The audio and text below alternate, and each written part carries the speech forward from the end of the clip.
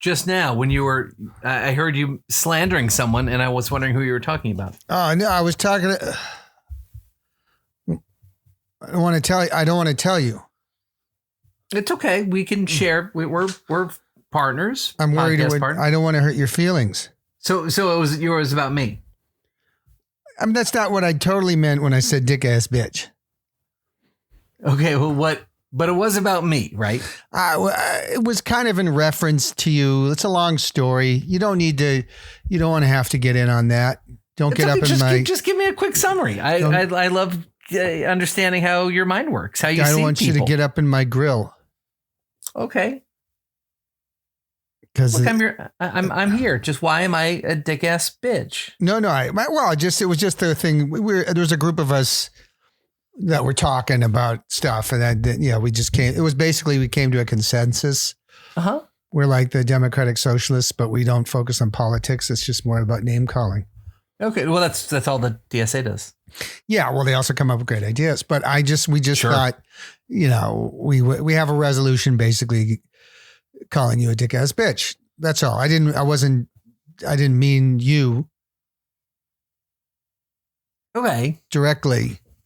Just by name. If you know what I mean. Yeah, I mean I think what you mean is that you are just calling me a dick ass bitch and you want other people to sign on.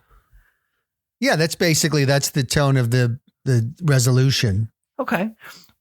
Just real quick so we can get on to other things. Is there a moment of something that happened? Yeah. What did I do? Well, I mean, it started a while back. Okay. When you were, what do you call it? Born. You know how it is when, babies come out of the woman's, what do they call it? Front hole? Yeah, the front hole. That's exactly right. The birthing person's front hole. Yeah. And then they come out and then, then the doctor immediately assigns you gender and then you go about your way. But from that moment on, it was just kind of this feeling that you were just kind of like a dick ass bitch. So if you know what I mean. I mean, not really. It's three swear words just back to back to back. So I don't really know the definition of that. On my birth certificate, I don't think it says anything about being a dick ass bitch. I mean, you would think the doctor would have been able to see that. No, it's very archaic because it just says male, which is just nonsense. Yeah, that's silly. They're just doctors just throwing genders at people without even getting to know them. So we're letting you pick. Right. So how would you define a dick ass bitch? Just somebody who, when they're talking and you just, your brain is like punch, punch, punch, punch, punch, punch, punch, but you can't because they're remote. So like when you see you book travel on a Greyhound bus, you put your phone away so you can't be traced in case you do punch. And then you make your way to their town. You get off at the bus stop, which isn't close to where you want to punch that stick ass bitch in the face. And then so there's a lot of walking, and in Connecticut, a lot of people don't like to pick up hitchhikers. Mm-hmm. That's right. So, it doesn't matter if I have my hitchhiker armband on or what have you, nobody stops. I'm so sorry. But were you able to somehow persuade some car to pull over at some point? Yeah. Well, I took off my hitchhiker armband. Oh, okay. And then I just sat on the sidewalk and shook my head. And then a car pulled over and they're like, "Is everything okay?" And I said, "Not really. My mom died." Oh no. Yeah. And that's a good one because it's true. So if it's true, I would pass the lie detector test. Yeah. It was 27 years ago, but yeah. But yeah, that's the kind of stuff you don't talk about. That's right. I don't bring up dates. I just said a fact, a verifiable fact. Mm-hmm. And so they pulled over and they said, "Is there anything I can do for you?" I said, "I just need a lift. It's a long story, but it ends with a dick ass bitch getting punched in the face." And then the guy just kind of backed off. And then I started crying about my mom. Okay. And he felt bad. He's like, "All right, why don't you get in the back though?" So then I just gave him the directions to the house, and he said, "I think this is it." And I said, "Thank you very much. I'll give you 5 stars." He said, "I'm not an Uber." And I was like, how do you know? Mm-hmm. And he said, because I'm not an Uber driver. And I was like, oh, okay, good point. Also tough to give 5 stars when you don't even have your phone. That's true. And it was difficult to call my wife to let her know where I was. Mm-hmm. She was very upset when I got home. A couple days later, she was concerned. Yeah. She didn't know So my it took you a whereabouts. couple days to get home? Yeah. From where I live. Well, why didn't you? I mean, you made it to the house. Why didn't you knock on the door so we could have a chat? Because be honest, I wimped out. Okay. I'm not. I got myself psyched in the mirror. I kept looking in the mirror like, you can do this. You're a hitman. You can do this. You're a hitman. Mm-hmm. And then when push came to shove, I just trashed everything in your garage. Yeah. Yeah. This does explain the sirens I heard recently, because we don't have a garage. We park outdoors. So that you went to the wrong house. Well, how was I supposed to know where I was? I'm in the back of a car facing out the rear. So he said I was there, and I got out and I just ran into the garage, and I panicked and I just started kicking cans of paint. Oh, and I think it was a Tesla. Maybe it was a Rivian. I don't remember. It's all kind of a blur, but I just splashed paint all over that. And then I did, what I call like a deceptive tactic. Oh, so I wrote "Raccoons did this" on the side on the wall. It kind of, set them off on a different path. And I did what I thought looked like raccoon prints. So I just took 3 fingers. Yeah. And I poked them into the paint, and then I did little raccoon steps. Yeah. All around, just kind of misleading them. Yep. And then I led it down the street. Huh. You led the raccoon down the street. I made the prints go down the street. Yeah. Yeah, no, I get it. So it looked like the raccoon went down the street. How far did you take the path? How much did you recreate of this raccoon's life? I went to the neighbor's house. Mm-hmm. And he was a black guy, so they just assumed he did it. So they didn't even go after the raccoon. They just immediately came after him. Well, that's Connecticut, Jack. Yeah, it is. But well, that's too bad. So what? And I don't care if you say my real address on the podcast. That's fine. What address did you tell the people who picked you up hitchhiking to take you to? The place where Jack lives. Okay. Well, it's Connecticut. It's a small state. I assume everybody knows everybody, except the black guy that they all ratted on. I mean, it's a small state I don't know what our population is, but it's got to be, 8 million people. I would be very surprised. If it was that many? Yeah. Really? I don't think you have 8 million people in that silly state. Huh. How many do you have? What is the population of Connecticut? The population of 3.688 million. Told you. No way you dick ass bitches have 8 million. And it says people. here that 3.2 million are named Jack.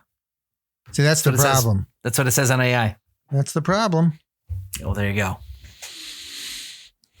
Well, Jack, it's too bad whatever happened to those people. Yes, Brian. There's money in industrials. In industrials? Tell me more. I love money. Industrials, Jack. I used to do industrials when I was an actor. Mm-hmm. And industrials are like I did one, Jack, about bollards. Is that true? Yeah. You know what bollards are? No. They're like those little poles that keep cars from crashing off the sidewalk or going into pedestrian zones. Oh my gosh. Those are called bollards. I learned that on this shoot. So the bollard industry is enough that they could pay to have some sort of promotional video made? It was some video for potential customers about the exciting world of bollards and all the different bollards that they did. And I had to walk around pointing at bollards and talking about the exciting features one particular bollard has over a different bollard. And I had an earpiece in my ear reading my lines to me because I couldn't remember any of that crap. But isn't the only feature it stops cars from killing all your customers if it rams into the store? Yeah, but you got the stainless steel ones and the ones that go up and down and the ones that are shaped like a cylinder or a missile. There's all different types of bollards, Jack. Wow. Okay. That's an industrial. Okay. Yeah. And for just really quickly, what was the coolest feature of any bollard that you discussed? It randomly goes up. Oh, okay. So it goes down to let you in and then just kind of shoots up. Yeah. So it's cool because it takes out a tire, a transmission, or an axle, or your fuel tank. Yeah. They call that the giggle bollard because it's just, it's just a fun little bollard. That was the giggle bollard 300. Oh, wow. And I was like, what you're looking at here is the giggle bollard 300. It looks like an ordinary bollard, but it's not. And then I turn to another camera and I say, this bollard doesn't act like the average bollard. And then it was like a Twilight Zone episode. It sounds really good. It was a really fun industrial, Jack. And when they came back for me to do a second round, I said, I might pass. Okay. But I got you an audition for an industrial. I'm super excited by this. And if you get it, we could conceivably make some money from Philips. Oh, snap. Yes, the lighting company, Jack. They do industrials. So this is a video for their salespeople. Great. I'm so excited. I'm happily, have you emailed it to me yet? I did email it to you, Jack. Hopefully not somebody else like last time. Here it is. Good, thank God. I don't want. Let me just read this real quick. No, you can't read it. You just got to get into bollards. Industrials happen in the flack of a shing. That's even in the bollard business, they don't say that. That's an expression that many people know of. Many people. Nope. No, a flack of a shing, Jack. Nope. Find me one. There's no such person exists. I will. All right, I'm ready to read this auditioning. thing. Audition for this Philips LED thing product stuff. 3, 2, 1. This video will introduce the Philips Ultra LED bulb, our longest lasting, most energy efficient product ever. At Philips, we have always believed that the future should be brighter. We also believe the future should always remain outside the human rectal cavity. With an output of 850 lumens, the Ultra LED provides the warm, welcoming illumination customers expect from a traditional 60-watt bulb, while consuming substantially less energy. That's enough light for a living room, bedroom, reading lamp, hallway, or any other conventional location where God wants light bulbs to go. The Philips Ultra LED bulb is rated to last up to 50,000 hours. That's over 45 years of dependable household illumination when used in an approved electrical fixture and not some swishy... when used in an appropriate electrical fixture and not some swishy degenerate's bum. The bulb's classic A19 shape combines the familiar contours customers know and trust with advanced LED technology and an industry-standard E26 screw base. This makes the bulb compatible with a wide variety of table lamps, floor lamps, ceiling fixtures, and wall sconces. Just not butts. As a Philips salesperson, it will be incumbent on you to recognize the warning signs of possible non-standard personal installation. The difference between using our bulb with dignity or wearing a bra and stinking it in the keister.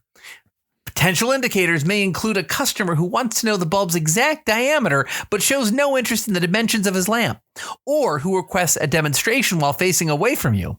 A big red flag is if the customer refers to the bulb's base as the handle. The Ultra LED bulb produces a 2700 Kelvin warm white light designed to be easy on the eyes. Please emphasize the phrase easy on the eyes and do not, under any circumstances, describe the bulb as easy on anything else. While previous sales materials describe the bulb as offering warmth where you need it most, those materials have been recalled. Never accuse a customer directly of planning rectal insertion. Instead, keep them off all fours and redirect the conversation towards approved product benefits. The next video will show you the 3-step method we recommend you use to de-escalate and redirect a customer intent on putting a Philips Ultra LED bulb in his rear-facing service portal. Let's work together to ensure our bulbs are screwed into lamps.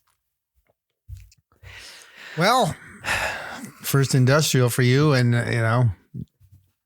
don't want to be mean, but you blew it, dick-ass bitch. that was the definition of mean. You blew it. Okay, I know. You can't laugh in an audition. If you had just given me the warning that the whole video's purpose is to keep light bulbs out of people's butts, I may have not been surprised and could have held my laughter. Philips, has a problem they were trying to solve, and they're hiring somebody, an actor, to do it. And I guess maybe I should get back into the acting business if you're not going to be professional. I guess. Look, and who wants to work for a company that says you can't put light bulbs into butts? That's not my America. It's freedom, Jack. Freedom to put a light bulb in your butthole. Yeah, but the Bill of Rights has nothing to do with Philips Corporation. It's the Bill of Rights is a bunch of rules that the government must abide by. Right. For freedom of butthole. But that's not in the Constitution. They're just not teaching civics or anything anymore. Well, I have an amended Constitution right here that says a lot about butthole freedom.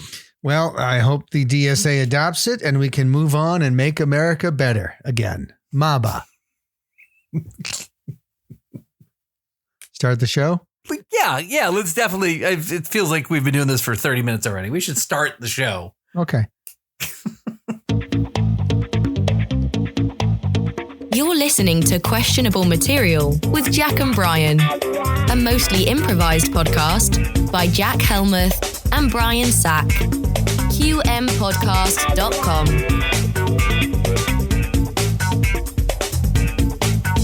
Hi, Brian. Hi.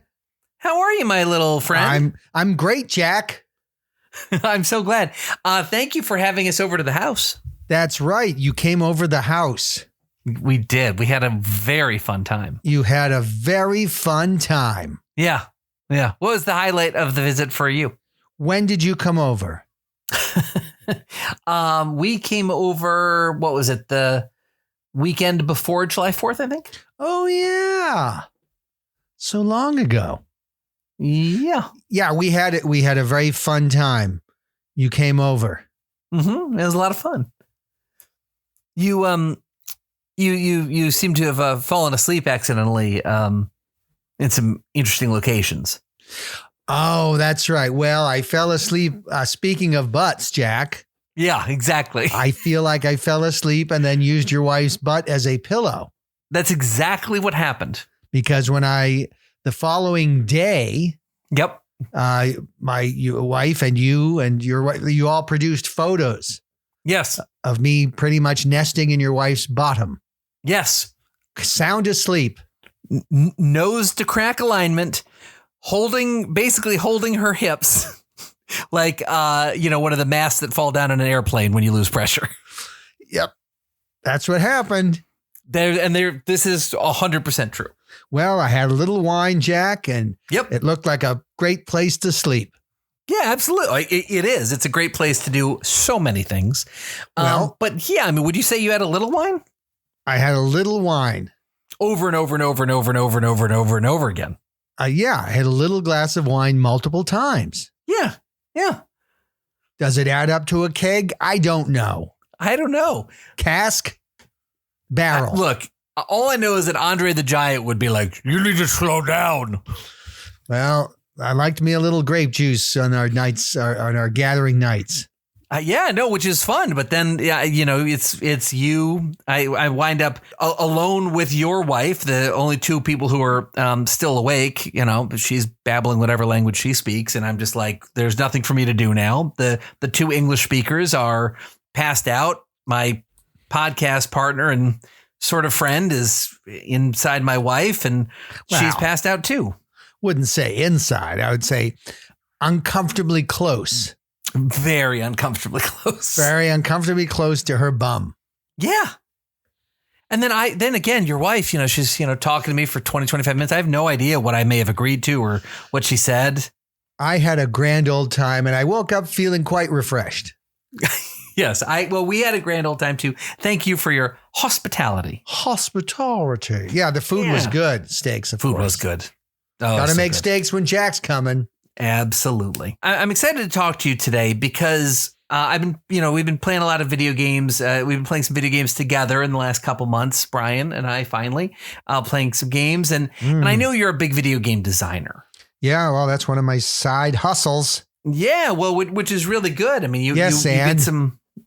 Yeah, here we go. So I know you've got some games that you have in various stages of development with some pretty big companies. Like you're the real deal, if I may brag about you a little bit. I love it. So I have the name of some of the games that you guys have coming out over the next 6 months or so. Well, do you mind if I just read through the slate of games and you maybe tell us a little bit about the features of the game, how you play? Yes. Final bosses, whatever. As long as it doesn't violate my non-disclosure agreement, the NDA that I sign when I work for these companies. Yes, of course. Well, I don't want to get myself in legal peril. No, I think these are going to be fine. These are all, I'm sure, just sweet little games, nothing at all controversial. So the first game I wanted to ask you about is called Graham Platner's Wild Ride. Yes. That sounds fun. That sounds like a fun game I'd like to play. I like wild rides. Yeah, well, it's basically a political simulator. Oh, okay. So it's not a racing game or something. Okay. No, it's basically a political simulator. So you're playing your character is running for office, for high office, not even House of Representatives, the easy one, running for Senate, which is a tougher one because if you think about it, there's only 100 senators in the whole United States. Yeah. That's like a third of the population of Connecticut. That's right. And then next to governor, I mean, it's one of the harder jobs to get. Governor is what? There's only 50 of those. Only 50 or so, yeah. There's only one president. So he's aiming high. Until the DSA changes the... That's right, when everybody's president. But so the game basically your character starts off and you lack many qualifications that one would traditionally need to be even considered for the Senate. But the atmosphere is such that getting a Senate seat is so incredibly important that you ally with people who are willing to just kind of overlook things. Yep. So you gain points by doing things that you then get people to overlook, the people who desperately want you to be elected. Sure. So you can walk around, drive around, you can get tattoos, you can go to a Reddit forum and post offensive. You can go to a restaurant and accuse black people of not tipping. Yeah. And you can do all sorts of things, and then you acquire basically approval from people.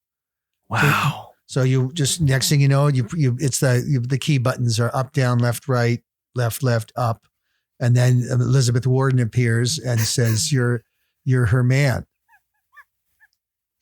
Right. She emerges from the puff of smoke coming out of a teepee. Yes. Almost like a genie coming out of a lamp. It's a low bandwidth puff of smoke. And so she comes out of that and then she says, "You're my guy." And then you get in your rocket and you fly to Vermont, and then Senator Bernie Sanders, he takes time away from opening a post office and says, "Oh, yeah, I'm going to do whatever it takes to make you the senator," and so you're feeling really good about yourself.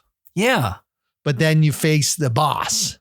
Oh, the final boss. Tell us about that. That's called reality. So reality happens and suddenly people start coming to their senses. Mm-hmm. And next thing you know, you're being chased out of town with pitchforks. Whew. How do you defeat reality? Like, can you give us some cheat codes?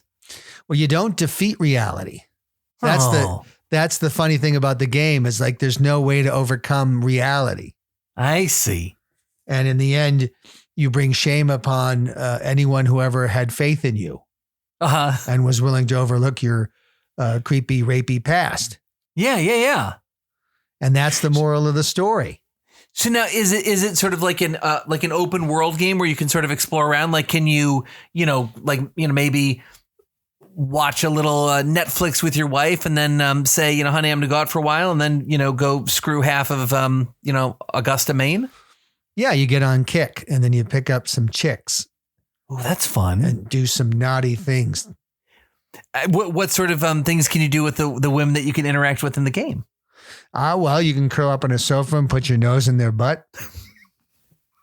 Well, that's gross. He's not that gross. You can force yourself upon them. You can be aggressive. You can be kind of threatening. I think that's left up, right down. And that's kind of a threatening posture to make women feel uncomfortable. And then you can summon Bernie Sanders with the Bernie Sanders summoning spell. Well, what is that like? How do you produce the spell? You pour patchouli into a sock and then you throw it on the ground and he just kind of appears.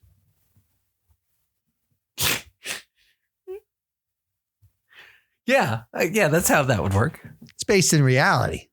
And reality's undefeated. It's a life game. It's a life reality game simulator. That's really good. Yeah. Now, is there a way that you can also sort of like summon Mayor Mamdani's chief advisor, like a 27-year-old who will come up to Maine and threaten one of your accusers, and then you can hit a button where you then say you stand for women? Yeah, that's one of the hypocrisy sequences in the game. We have a lot of cutscenes. People love cutscenes in games. They do. They love to stop playing to watch poorly produced movies. That's right. Okay. Wow. Boy, you do know a lot about video games. Well, that sounds like a lot of fun.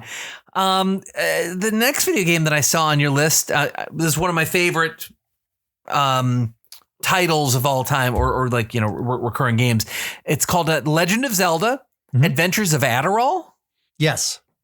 And normally this is a game, it's starring Link, sort of this elf character who has to rescue princesses and put together Triforces and defeat the evil Ganon and whatever.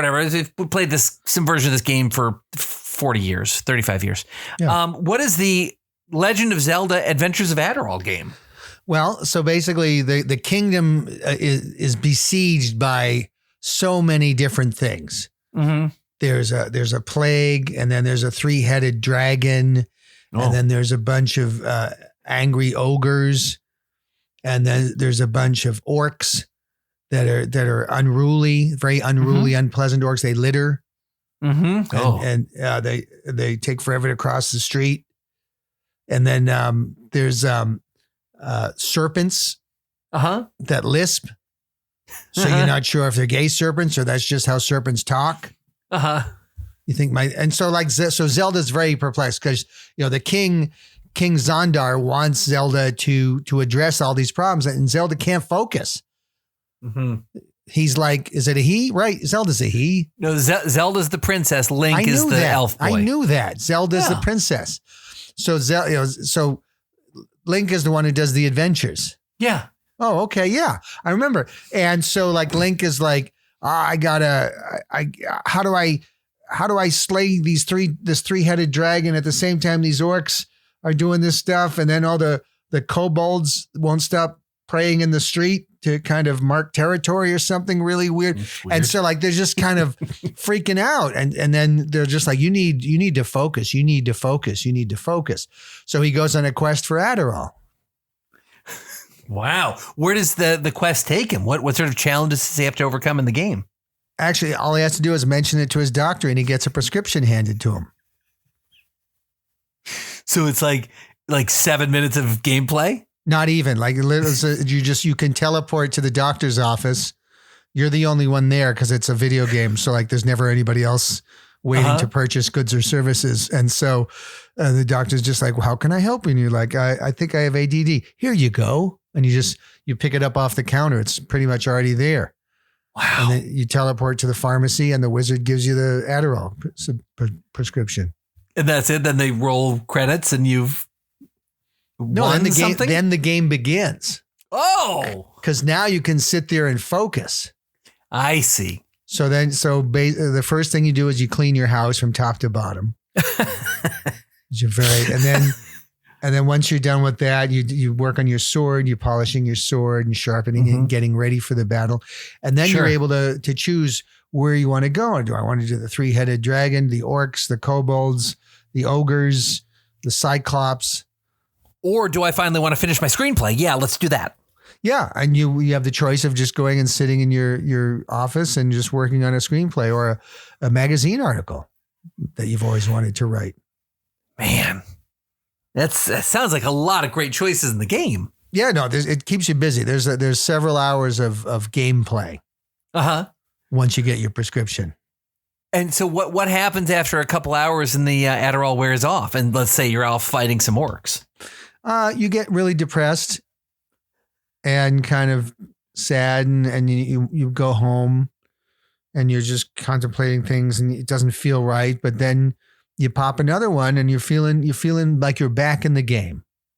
Oh, that's great. This sounds like Adderall sounds great. There's can be nothing wrong with giving drugs to kids, Jack. That's the message of this game. Okay. So how old is Link in your game? Because there have been various versions of Link throughout the decades, I guess. In my game, he's 12. Wow. Okay. So does just because I assume you were asked this immediately by Nintendo Entertainment of America, does Link have pubes yet? No, we didn't. The armor hides everything. Oh, okay, that's smart. Yeah, no, I was trying. I mean, I was pushing for like the hairless twink kind of elf thing. Link the hairless twink. That's exactly what I wanted. It was like Link the hairless twink. I tried to sell them the idea of dolls and stuff, merchandise they could sell. Link the hairless twink.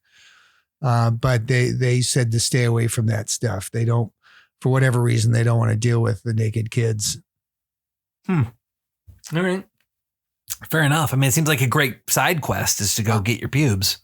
Yeah. I mean, that there is a wizard. Oh, okay. And the wizard in the mountain of Gunnerah, which was sadly, unfortunately, unnamed, but it's too late to fix it in the game. Okay. So we're just asking people to pronounce it correctly. I mean, or like with this little accent at the end. Otherwise, it gets ugly. Okay. All right, and are there other like little side quests as a 12-year-old on and off Adderall? Yeah. So there are a couple of challenges. So in one, Link is trying to sell. He finds a bunch of copies of Astronomy magazine under his bed.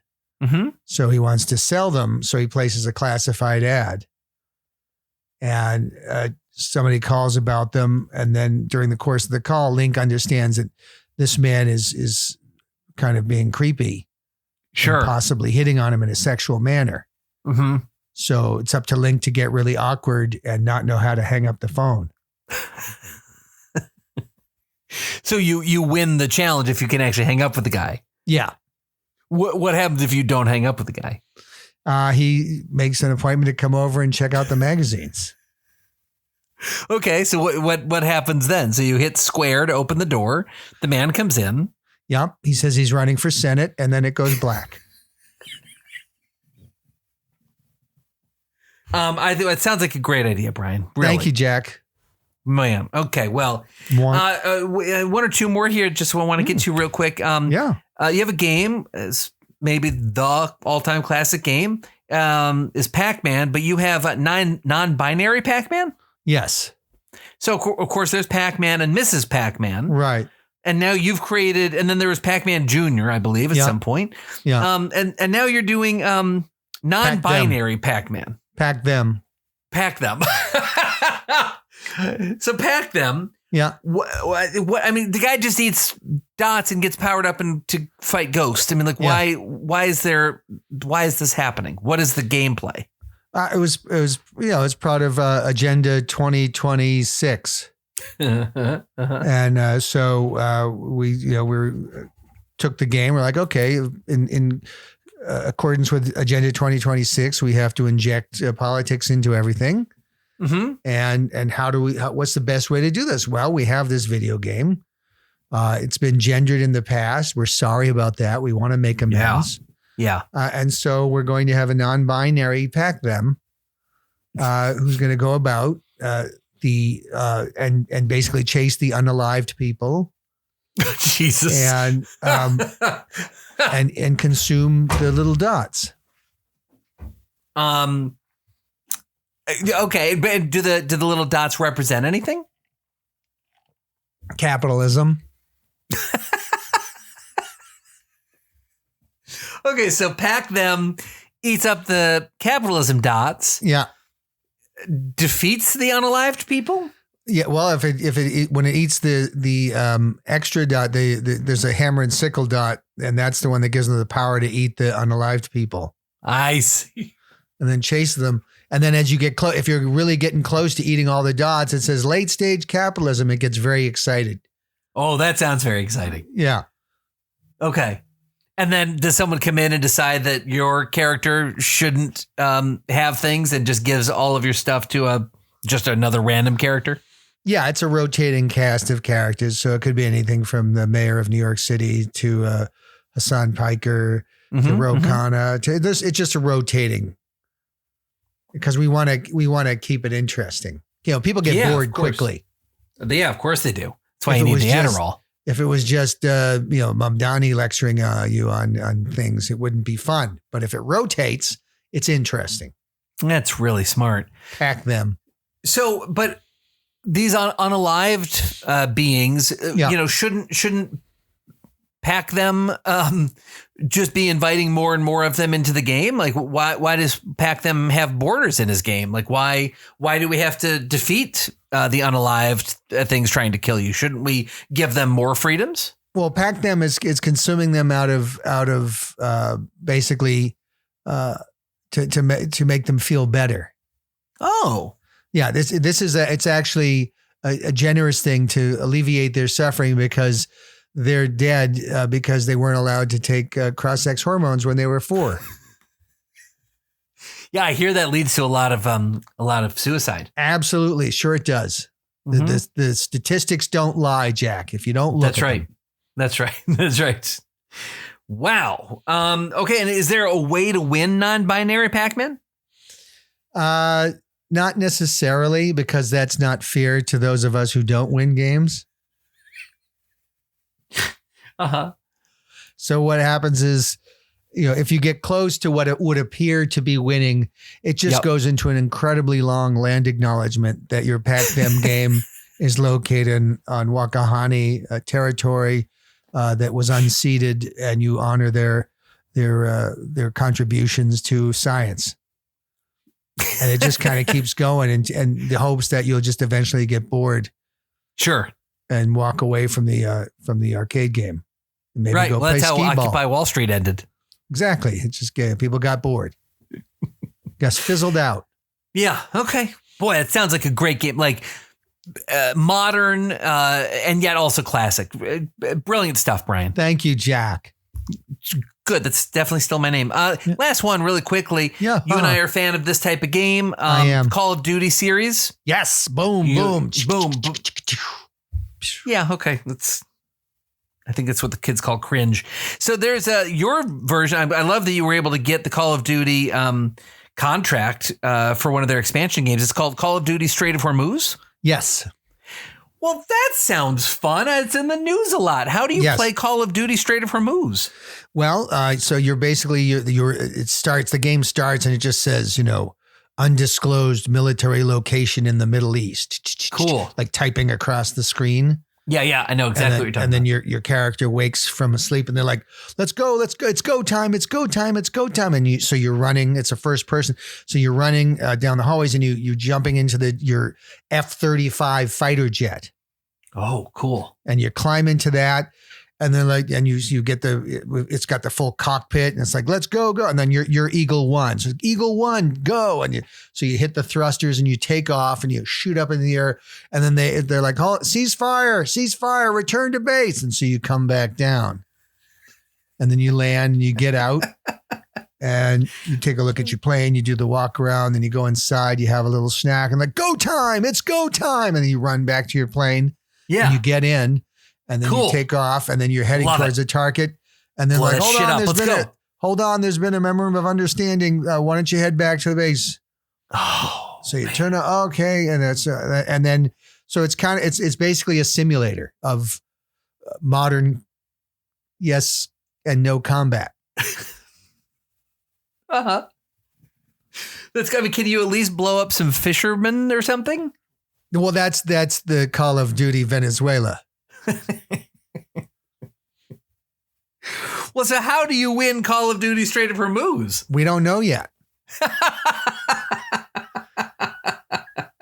I mean, we're working on different endings, but we just, we're trying to stay true. So it could end with Iran getting nuclear weapons or the IRGC being overthrown, or maybe this just goes on for 20 years like so many of our military operations. Okay. Well, ask me in 2046, Jack. I can't wait. By then we will have done another 8 episodes of the show. That's right. Jack. Yes, Brian. Jack. As I mentioned previously, there's money in industrials. I've heard. I'm very excited. I sent you an industrial. Yep, I've got it. I've never read this before in my life. Forgot what it's for. It says Reddit Mod Guide. Oh, Reddit Mod Guide. You add so much when you are in the show. I forgot what I wrote, to be honest, because I wrote it over a week ago or something. What you wrote? Yeah. What? Wait a damn minute. What am I talking about? I forgot what they sent me. Reddit, the Reddit people. That's what I'm talking about. Wait a damn minute. No, I'm sorry. That's a big goof on my part, Jack. I meant, my brain broke. I forgot what they sent me a while back, the Reddit mod things. But you can read it and hopefully get the industrial, Jack. Okay, count me down. I have 3, 2, Claudine Gay. Welcome, Reddit moderator. Before beginning, please adjust your reinforced command chair, position your Mountain Dew within reaching distance, and suck the cheese powder from all fingers. On Reddit, hate speech can take many forms. Sometimes it is obvious. Sometimes it is hidden behind coded language, such as historical context or opinions. Today, you will learn how to identify and permanently ban fascist, racist, genocide Nazi Hitlers. As a moderator, your job is not merely to read what a user wrote. Your job is to imagine what the user might write if allowed to remain on the platform. Example, a user posts, "I think property taxes are too high." This may appear to be a routine comment about municipal finance, but property implies private ownership. Taxes implies resentment toward collective redistribution. And too high is a well-known dog whistle. It's obvious that this user is a fascist, racist, genocide Nazi Hitler worthy of permanent ban. 3-day bans give fascism time to hydrate. Shoot, that's my first laugh. Now consider this comment. Maybe the city should enforce existing laws. This is an advanced form of hate speech known as procedural genocide. The user is attempting to conceal authoritarian violence behind phrases like existing laws, enforce, and maybe. Here's a recent traumatic example. Quote, "I think people should arrive on time," end quote. This statement discriminates against indigenous tardies and imposes a linear Western concept of time. The user is therefore a temporal colonialist and, by extension, an unabashed Nazi Hitler. Do you have a source for that? Is a violent attempt to silence lived experience through weaponized verification and create an evidence-based hostile environment. Claiming Lena Dunham is a big fat fatty fat is misinformation and worthy of a ban. Not a single Reddit mod could resist her charisma and alluring lower bellies. Once banned, fascist, racist, genocide Nazi Hitlers may attempt to appeal with manipulative phrases such as, "I don't understand what rule I broke," or "My comment doesn't mention race." Do not be fooled. Confusion is a standard fascist tactic. The appeal process is not intended to determine whether the ban was justified. It is intended to determine whether the banned user has accepted that the ban was justified. Please consume a family-sized bag of Doritos before continuing to Chapter 2. Darn, you could have done an industrial for Reddit. Yeah, they're not going anywhere. That could have been some big money for us. Yeah, that's a big company. They make some money. Yeah, doggone it. Because I got through like 3 paragraphs without cracking. Yeah, because it was serious stuff. I know. I felt it. That's what she said. And that's I've why never Graham heard that. Platner can't be senator.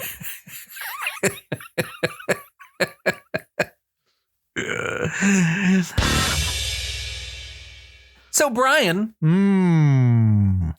I got into a little kerfuffle. Uh-oh. About an hour and a half ago. Oh, no. At my son's not Little League, his travel league team game. What is that? I'm not a sports person. It's a team that travels? Yeah, it's just sort of like, unlike Little League where maybe you have to pay, the town $50 or something small for hats and pizzas or whatever. A travel team, you have to pay a decent amount of money and it's like better coaching and, there are scheduled games. It's more serious. It's definitely very serious. It's sort of all kids who wind up playing high school and beyond. Sports typically play travel sports, soccer, baseball, basketball, that sort of So thing. you travel on a bus to other towns. Yeah. And you play those losers. Yeah, and you play those losers. That's right. So it's like the World Cup. Sort of. So and your kid's the dick team, like the Argentinians, and he's pushing people around. That's right. That's how I raised him. Okay. And so I get into a little thing with another dad. Who we had sort of had a falling out that I wasn't aware we had falling out almost 2 years ago. So I walked by him and I said, "Hey, how's it going?" And he said nothing. And I said, and then I realized, oh yeah, it's this idiot. And I said, "Hey man, how's it going? Like, just be a human being and answer me." And he's like, "I'm not going there with you." And then we proceeded to get into a very heated argument that where even 2 people in the stands, because we were standing near the stands, 2 people in the stands stood up and moved to a different section because this guy was, he's very mentally unstable. Oh, good. He should run for office. Okay. Yeah, exactly. He was in the military. Well, does he have PTSD or something? Yeah, exactly. He, he's an oyster farmer, just typical dude. With 12 mistresses. Yeah. Like all oyster farmers. Yeah. Who got booted from Hotchkiss, $60,000 a year private school. Good God. I'm not used to, I try to be a peaceful person. I tried to be peaceful with this guy and he's sort of a renowned hothead in town. I don't quite know how to deal with this type of confrontation and everything. And I know this is an area of expertise that you have, sort of conflict resolution, that sort of thing. And I need to sort of figure out how I can navigate our sons being on the same team together while the 2 of us hate each other. All right. Can you walk me through that? That seems like the sort of thing you're good at. Yeah, of course. Conflict mediation. Yeah, exactly. It's my middle name. Is that true? Yeah, my mother was crazy. And she won. She won? Well, my dad just wanted me to be Victor. And she's like, "No, Brian, conflict mediation." That's weird. Yeah. God bless her. That's really weird. God bless her. She wanted me to be unique. Mm-hmm. And she did that by making you without a mommy at That's 14 right. years old. Yeah, I was I was one of the most unique kids in my class. Well, she did a great job. So, Brian, I've got to coexist with this guy. Right. Who I legitimately hate him. I legitimately hate him. He is not a good person. And I think he's slightly dangerous. How do I interact with someone who could fly off the handle at any time, how do I make sure not to have this thing go in a direction I don't want it to go? Maybe even someplace a little violent.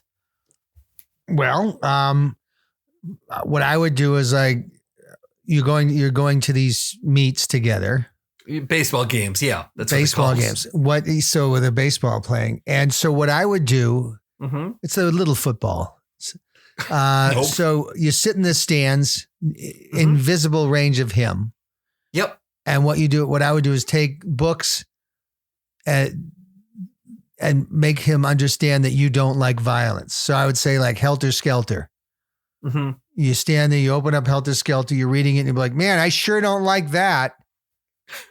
That's not real nice. And what you're trying, you're sending him the message, I'm not a big fan of violence. American Sniper.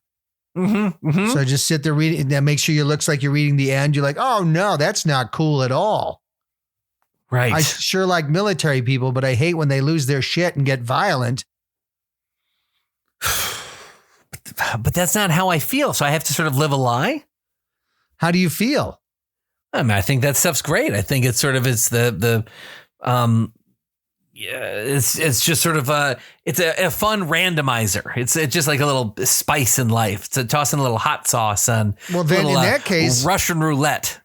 Man, read American Sniper and then just slam the book down and go, I love a happy ending. Okay. That drives a different message home that maybe you're the problem. I see what you're saying now. Okay, so I need to lie because I don't want to get American sniped. You want to scare him, right? Yeah. So what I learned from a friend of mine was that if you seem unstable, people don't want to fight you. They might start off wanting to fight you, but if it seems like you might be a little off, they think twice. And I learned, and he taught me a valuable lesson. Okay. So he was a tough guy. He was a black belt in Kempo, and he could really hurt people. And his signature move was headbutting people on the nose. Oh my God. Which really ended things quite quickly with most folks. I bet it would. Now, you had a signature move as well when you would get into fights. Do you remember, can you share us what that was called and what it produced? Yeah. Well, so if things would get heated and I would kind of be like, I would steer them in the eye. You just kind of do that signature crazy, like to throw them off. So I would just steer at them on and say, you don't want to mess with me.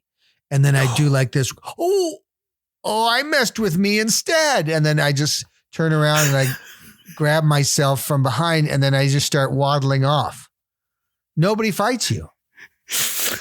When you fake duty in your pants. Yeah.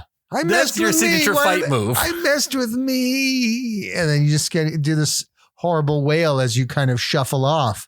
And people really want nothing to do with that. Yes, including our wives who we want to lay with once a week if we're lucky. Yeah. I don't want to turn my wife off even more. Yeah, no, I tried that. And then my wife, I just remember she looked at me and she smiled and said, I'm done. But it's your wife. So how did she say it? What did it sound like? I'm done. Yeah. That's how she sounds. So yeah, okay. But that's one method. Okay. So you want to make him feel uncertain. So he doesn't want to fight. You want him to think violence is off the table. Good. Okay. Good. Another thing I would do. I would go to Costco. I'd get a folding table for $12.99. Okay. It's a good deal. And I would set it up in front of him in his eye line. And I would take 3 or 4 violins. Okay. I'd place them on top. And then I'd sweep them off and make eye contact with him. And just say, violins are off the table. Is off the table. Yeah. So it's kind of like a play on words. Right. But he's going to understand what you mean. Yeah. Another thing you can do. Okay, great. This is good. I'm writing all this down. is get a life-size silicone Michael Jackson from Japan. So the company that makes the lifelike sex dolls also makes a Michael Jackson doll. Is that true? Yeah. 4 holes. And so, Jesus. So you're gonna bring it to the meet. You're gonna be with your fake Michael Jackson game. Yep. Yeah, baseball team, and you're gonna hold your fake, and you're gonna make eye contact with your adversary there. Yeah. And you're gonna have to. If I would hire a ventriloquist friend, if you're not good at it, but have just kind of, you can put your hand up Michael's behind and control his mouth. And make the mouth open and close. And just have your friends say, "I'm a lover, not a fighter." Okay. And then you look at him and you just say, "Well, I'm a fighter, not a lover." And then turn and look at your adversary guy. Oh, that's really good, Brian. And then maybe have Michael Jackson go, hee hee, to kind of break the ice. Yeah. To make the tension go away. But what if my Michael Jackson silicone version gets a little bit too close to one of the dugouts where all the kids are? Well, that's going to be a problem because it is a lifelike Michael Jackson. So obviously it's going to spring an erection. And then you just have to say, like, listen, I guess you're not lying. You are a lover. I mean, I feel like that could get me arrested. I feel like that's like close to like exposure, isn't it? Muhammad didn't get arrested. Oh my God. So Brian Sack just said that, right? So he got away scot-free. So Brian Sack is the one who just made that joke about the great, glorious Muhammad, who I have no problem with. But it's you, Brian Sack, who said that. Yes. You and Salman Rushdie were having dinner the other night. I was having dinner with Salman. I was having salmon. And so I just kept saying, I can't believe I'm having salmon with Salman. And he said, Brian, it was funny the second time, maybe, but you need to tone it down. I said, okay, 2 eyes. Oh, snap. Yeah. Because he had glasses on. Sure. And only one functioning eye. Yeah. I said, you remind me of Jack. That's right, because I only have one functioning eye. Okay. Wow. All right. Yep. Boy, there's a lot of good stuff in here. There sure is. What about sort of keeping the kids, because I don't want this to, trickle down to the kids. How can we keep the kids out of this and make sure that they are able to be friends with each other? I would, sit down your son and kind of explain, that the other man, I know this is your friend and you like him, and that's fine with me. I need you to find out as much as possible about his daddy. What are his daddy's weaknesses? Does his daddy at night? Does his daddy have a martini every night or beer? Find the weaknesses. Does have your maybe have a sleepover? Have your kid do a sleepover? Do a little espionage. Kids love spy stuff. Yeah, have them go through the medicine cabinet, see what the pills are, take pictures of the bottles of the pills, and and then slowly build a profile of this man, so that you can strike. How would I strike with that information? Well, I mean, if you can establish that he has a drinking problem, then let's say he loves Tito's vodka. Sure. Well, lo and behold, someone keeps bringing Tito's vodka to the game and leaving it right next to him on the bench, is whatever they call those things outside the baseball game. Bleachers, yeah. Bleachers, right on the bleachers. A big thing of Tito's. And he's looking around, Michael Jackson. And he's just like, and then you have your Michael Jackson impersonator voice guy just go, hey, drink me, hee hee, that kind of thing to kind of put it into his crazy head. I know Tito's, hee hee. Tito's my brother, and a great vodka. Both taste great on my lips. Daddy. Yeah. Okay.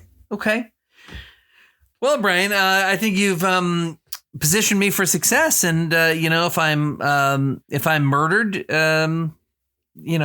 play this for the police. And if I'm beheaded, play this for the police. Deal. Jack. Yes, Brian. Braverly Global. Have you heard of them? Never. Well, it's a company, it's an industry, and they're doing an industrial. Okay, Braverly Global. Braverly Global. So, okay, I've got you an audition, and if you have what it takes, and what it takes is not freaking laughing. Okay, sorry. When you're doing an audition, then you could get a gig that pays money, and you could hand over some of that money to this podcast.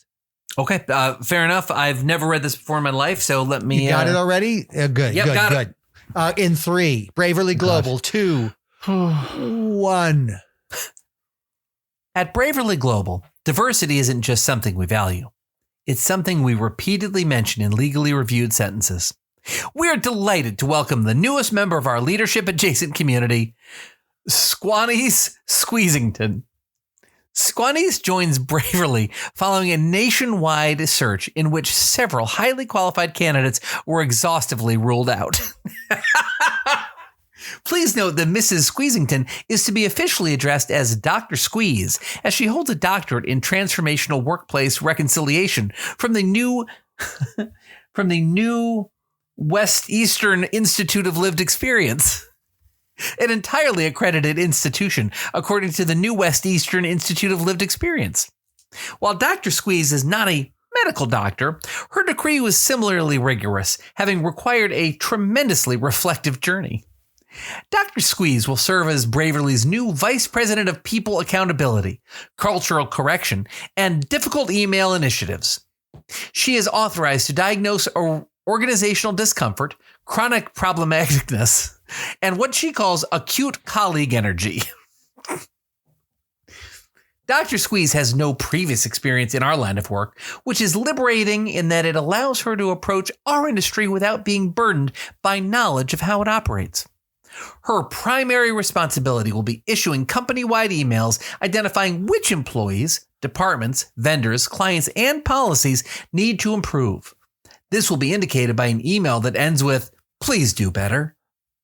In pursuit of that goal, you may be invited to a restorative review where Dr. Squeeze will explain what you did, why it was harmful, and why your alternate perspective of the event is unacceptable.